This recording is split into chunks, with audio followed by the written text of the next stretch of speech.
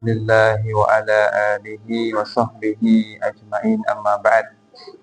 Hadirin hadirat rahimakumullah, kita melanjutkan materi Manhajus Salikin Fikih Dasar karya Syekh Abdurrahman bin Nasir As-Sa'di rahimahullah, dan kita masih pada bab Salatu ahlil a'zar, salat orang-orang yang uzur, yakni orang yang berhalangan salat pada waktunya atau lengkap rukun dan syaratnya. Mereka ada tiga, yaitu musafir, orang sakit, dan orang takut. Dua yang pertama telah berlalu, sekarang bagian yang ketiga yaitu sholatul khauf, sholat orang yang takut, yaitu sholat karena sedang menghadapi orang kafir dalam peperangan sehingga ia khawatir diserang atau dalam rangka menjaga pasukan lain. Ini asal dari sholat khauf. Dia bukanlah sholat khusus, tapi sholat fardu 5 waktu yang dikerjakan tidak sebagaimana kebiasaannya, karena adanya sebab, yaitu khauf, takut. Di kota Madinah, Nabi SAW hidup kurang lebih 10 tahun, dan terjadi perang Badar, perang yang pertama pada tahun 2 Hijriah, sehingga tersisa 8 tahun. Dan sepanjang hidup Nabi terjadi banyak ghazwah, yaitu perang yang Nabi Muhammad SAW ikut serta. Ahli sejarah khilaf pendapat, ada yang mengatakan 21, ada yang mengatakan 27. Andaikan kita mengatakan 27, ya, maka dalam setahun, ya, kita katakan Nabi 3 kali ikut perang.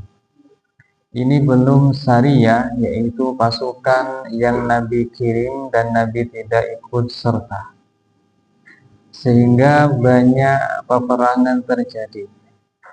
Saat itulah Allah Ta'ala menurunkan syariat sholat khauf. Pertanyaan, apakah bisa sholat ini pula dikerjakan dengan sebab selain perang? Ya, jumhur ulama, bahkan kesepakatan 4 mazhab, mereka semuanya mengatakan bisa. Umpamanya takut karena lari dari banjir, kebakaran, binatang buas, penjahat, atau yang semisalnya. Sementara waktu telah mepet dan ia ingin sholat, dan dia juga menyangka nanti tidak mampu menjamaknya, atau mungkin itu waktu yang terakhir yang tidak ada jamak, umpamanya waktu asar, hendak tenggelam matahari, kan tidak bisa dijamak, maka sholat khauf. Sholatul khauf, berkata penulis, wa tajuzu sholatul khaufi ala kulli sifatin shallahan nabiyyu sallallahu alaihi wasallam. Boleh mengerjakan sholat khauf karena takut sesuai dengan tata cara sholat yang Nabi Sallallahu Alaihi Wasallam pernah kerjakan. Dan hadis-hadis tentang sholat khauf itu ada beberapa sahabat yang meriwayatkannya dalam medan perang yang berbeda. Ada hadisnya Abu Bakr, hadisnya Ibnu Umar, ada hadisnya Jabir, ada hadisnya Abu Musa, dan lain-lain. Dan dikatakan bahwa sifat sholat khauf ragamnya ada 6 sampai 7 ragam. Dan menurut ulama-ulama Hanabila serta dikuatkan oleh sejumlah ulama seperti Ibnu Qudamah, seperti An-Nawawi, seperti Ibnu Utsaimin, boleh memilih di antara sifat-sifat tersebut. Sementara penulis buku ini memilih sifat khauf seperti yang diceritakan oleh Shalih bin Khawwat, seorang tabi'in yang mendengarnya dari seorang sahabat yang pernah sholat khauf bersama Nabi Shallallahu Alaihi Wasallam pada perang Dzatur Riqa. Bagaimana sifatnya? Kita mendengarkannya. Anna ta'ifatan saffat ma'ahu. Sekelompok orang berbaris untuk sholat bersama beliau. Wa ta'ifatan yujahal adu. Sementara kelompok yang lainnya menghadap musuh. Yakni Nabi Shallallahu Alaihi Wasallam membagi menjadi 2 kelompok. Kelompok yang sholat bersama beliau serta kelompok yang menghadap musuh langsung. Dan kedua kelompok ini nanti akan sholat bersama Rasul Shallallahu Alaihi Wasallam. Fasalla billadzina ma'ahu raka'ah. Beliau sholat dengan orang-orang yang bersamanya 1 rakaat. Tsumma thabata qa'ima, lalu beliau tetap berdiri, yakni mengerjakan 1 rakaat, ruku, sujud, kemudian berdiri kembali, maka dapat 1 rakaat. Beliau berdiri terus sementara saf yang pertama tersebut atau kelompok yang pertama tersebut wa atammu li anfusihim, mereka menyempurnakan sholatnya sendiri, yakni 2 rakaat, lalu salam. Setelah salam mereka berpindah posisi ke temannya yang berjaga. Tsumman sarafu wasaffu wijahal adu, lalu mereka pun pergi dan berbaris menghadap ke musuh. Waja'atit ta'ifatul ukhra, dan datanglah kelompok yang lainnya yang tadi menghadap musuh. Fasalla bihimur rak'atal lati baqiyat. Beliau sholat bersama mereka pada rakaat yang tersisa, yakni rakaat yang kedua. Tsumma thabata jalisan, lalu beliau tetap duduk, yakni di rakaat yang kedua, tepatnya pada tasyahud akhir, beliau tetap duduk. Apa fungsinya? Menunggu mereka menambah 1 rakaat agar nanti salamnya bareng. Wa atammu li anfusihim, dan mereka para jamaah menyempurnakan sholatnya, yakni menambah sendiri 1 rakaat. Tsumma sallama bihim, lalu salam bersama mereka. Muttafaqun alaihi, disepakati oleh Bukhari dan Muslim. Dan sifat sholat ini juga Allah Ta'ala singgung pada Al-Quran dalam surah An-Nisa. Allah berfirman, wa in kunta fihim fa'aqamta lahumus shalah.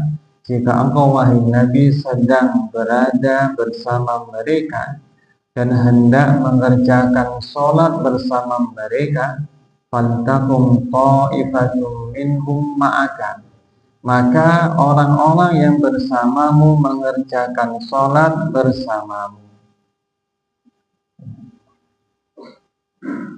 Fa idza sajadu falyakunu min waraikum. Tambahan waliyakhudhu aslihatahum, dan mereka pun membawa senjata-senjata mereka.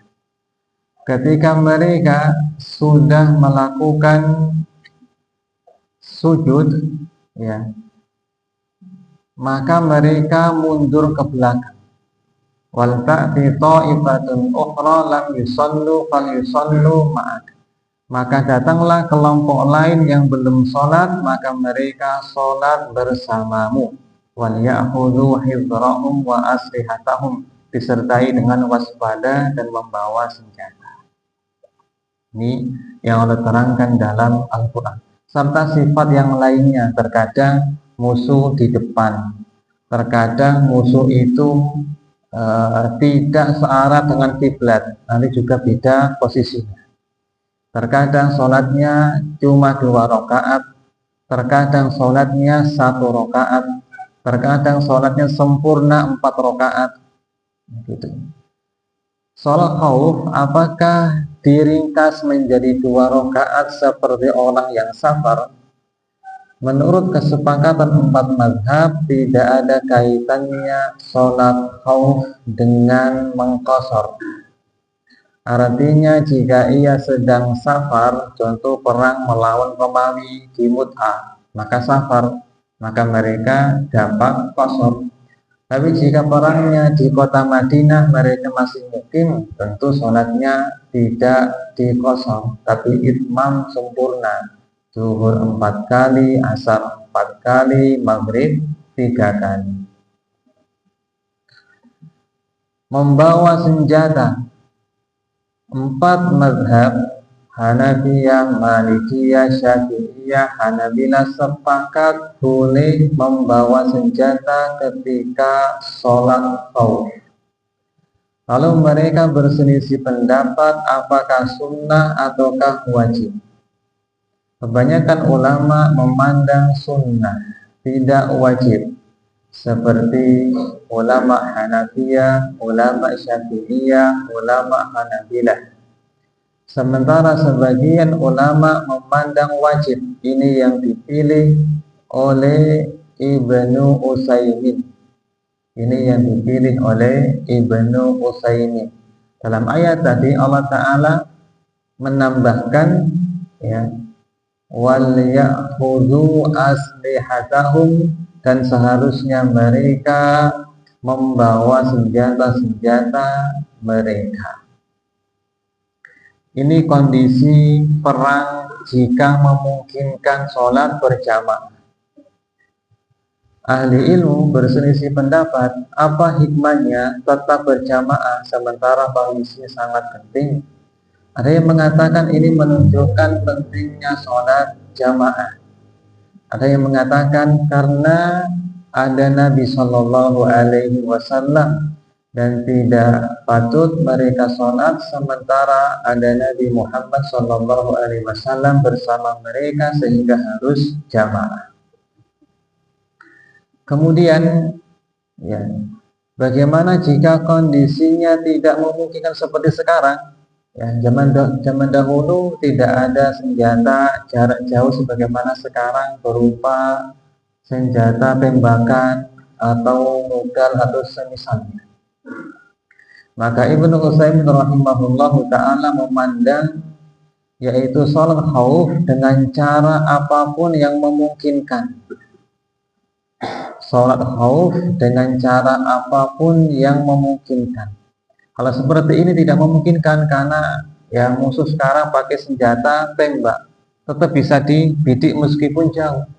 Ya.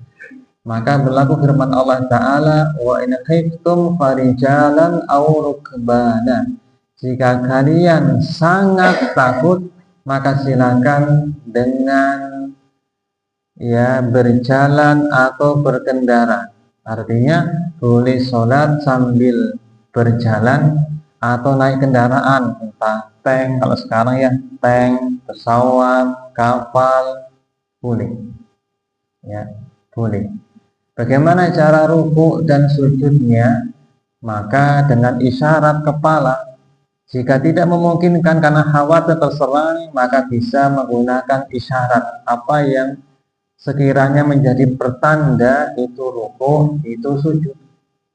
Demikian Allah berfirman, fattaqullaha mastata'tum, bertakwalah kalian kepada Allah semampu kalian. Hal ini dikarenakan ya sholat adalah ibadah yang terbaik menghadap Allah Ta'ala. Ya ayuhan nas i'lamu inna khaira a'malikum sholat. Wahai manusia, ketahuilah bahwasanya amal terbaik kalian adalah sholat. Dan ahli ilmu sepakat bahwasanya sholat adalah ibadah yang tidak bisa gugur dengan sebab apapun. Entah penyakit, entah kecelakaan, entah perang, tidak bisa gugur. Beda dengan puasa yang bisa diqadha nanti pada bulan yang lainnya.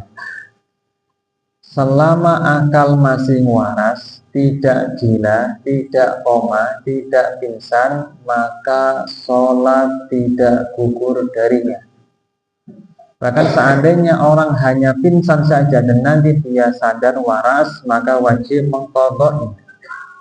Ya, berbeda dengan wanita yang haid, tidak mengqadha sholatnya. Ya, tidak mengqadha sholatnya. Maka ini menunjukkan besarnya masalah sholat dari ibadah-ibadah yang lainnya.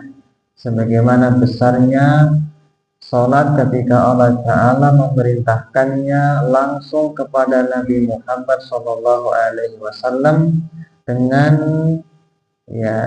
dibawa Jibril menuju langit yang paling tinggi. Sementara ibadah yang lainnya atau syariat yang lainnya Allah Ta'ala merintahkan lewat wahyu, lewat Jibril alaihi salatu wassalam. Maka berkata penulis, wa idza ishtaddal khawfu sallau rijalan wa rukbana. Jika situasi sangat menakutkan, melebihi dari yang pertama tadi, enggak memungkinkan sholat berjamaah, maka mereka sholat dengan berjalan kaki maupun berkendara, baik menghadap kiblat maupun tidak. Mereka ruku sujud dengan isyarat, yakni isyarat kepala jika memungkinkan, atau isyarat tangan jika memungkinkan, atau isyarat mata jika memungkinkan demikian. Wa kadzalika kullu khaifin ala nafsi. Demikian juga setiap orang yang takut atau bahaya atas dirinya, yusalli ala hasabi hali, dia sholat sesuai dengan keadaannya. Wa yaf'alu kullama yahtaju ila fi'li, dia boleh melakukan semua gerakan yang dia butuhkan, yakni untuk menyelamatkan diri min harobin berupa lari, au ghairihi atau selainnya. Nabi SAW bersabda, "Idza amartukum bi amrin fa'tu minhu mastata'tum." Apabila aku memerintahkan kalian kepada sesuatu, maka laksanakan semampu kalian. Ya, maka kerjakan sesuai dengan apa yang kalian lakukan. Baik dengan berdiri, baik dengan duduk, baik dengan berbaring, baik berjalan, baik berkendara, maupun semisalnya, karena sholat termasuk ibadah yang tidak bisa gugur apapun keadaannya. Namun sholat boleh dijamak. Khauf ini ya bisa diterapkan jika kondisinya sholat yang kedua yang semestinya dijamak itu mau habis. Umpamanya sholat ya dia tidak menjamak di zuhur. Ya. Sementara asar mau habis waktunya dan tidak ada jamak asar dengan maghrib, maka dia harus sholat meskipun dengan sholat khauf tadi. Tapi seandainya waktunya itu masih longgar dan memungkinkan dijamak, maka lebih utama dijamak agar sholatnya itu sempurna. Jika ia tidak mengkhawatirkan, tapi jika mengkhawatirkan, maka kembali kepada sholat khauf tadi, yang mungkin ada rukun yang dia tinggalkan, dan itu sah karena adanya sebab syar'i. Allahu ta'ala a'lam. Ini sekilas dari sholat khauf. Sholat karena takut, termasuk pula ya takut pencuri, takut membegal, ya, takut tadi dia lari dari kebakaran, dari banjir, dari binatang buas, dari ular dan semisalnya. Sementara waktu mau habis, maka ia boleh sholat khauf. Allahu a'lam. Demikian penjelasan ringkas dari sholatu ahlil a'zar, sholat orang yang uzur, yakni uzur dalam gerakan, uzur dalam waktu sholat, uzur dalam rukun dan syaratnya, yaitu sholatnya orang yang musafir, orang yang sakit maupun orang yang takut. Allahu a'lam. Nah, sebelum kita berpindah ke sholat al-jumu'ah, barangkali ada pertanyaan, persilakan. Gitu.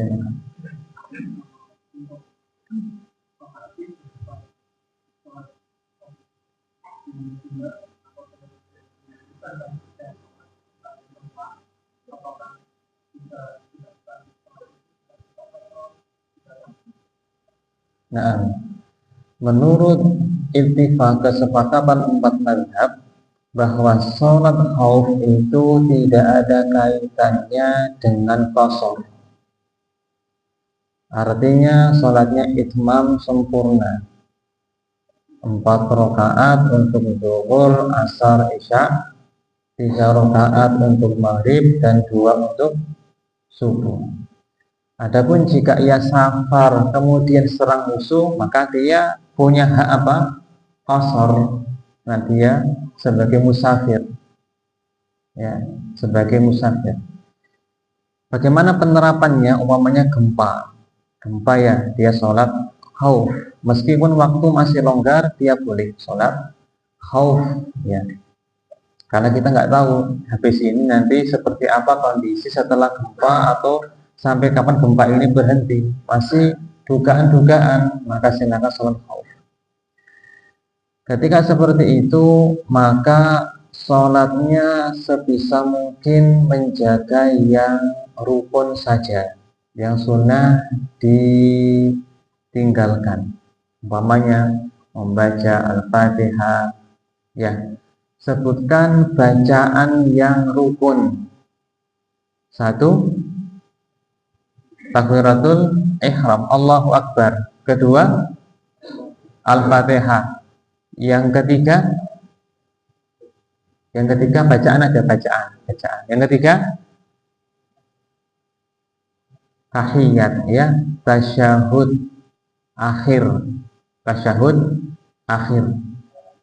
ditambah sholawat, lalu salam. Ini 5 rukun sholat harus dikerjakan, ya, agar sholatnya itu sah, Baik. Terus tambahkan yang wajib, yaitu takbir intiqal, subhana rabbiyal azim, lalu sami Allahu liman hamidah, lalu rabbana walakal hamd, lalu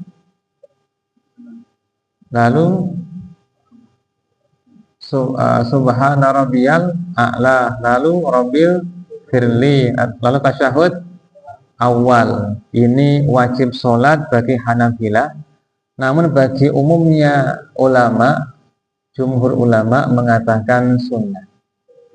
Adapun gerakannya ini karena sedang kondisi takut, maka menyesuaikan. Gempa umpamanya. Boleh enggak dia ketika sholat kemudian dia lari, tetap melanjutkan sholatnya?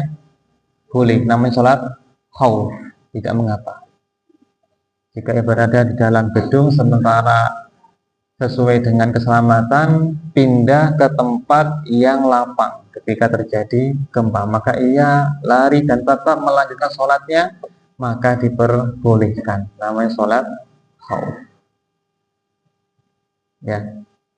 Jadi rukuknya, sujudnya nanti menggunakan isyarat kepalanya menghadap kiblat maupun tidak.